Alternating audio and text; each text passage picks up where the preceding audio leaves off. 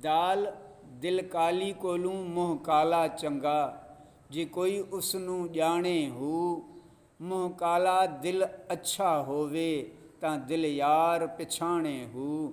ये दिल यार दी पुछे होवी मतां यार भी कदी पिछाणे हू। सै आलम छोड़ मसीता निठे बाहू जद लगी ने दिल टिकाणे हू। तर्जुमो, अय दरवेश राह सलूक में कारे दिल खां कारो मुँह बेहतर है, पर कोई नई हकीकत के समझे।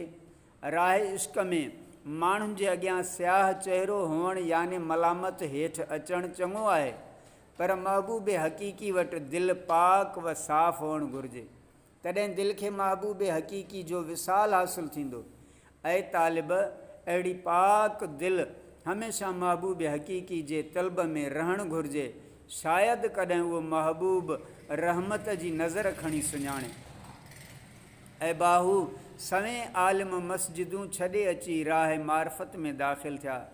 जॾहिं इश्क़ हक़ीक़ी उन्हनि जे दिलि खे नूर मार्फत सां रोशन कयो।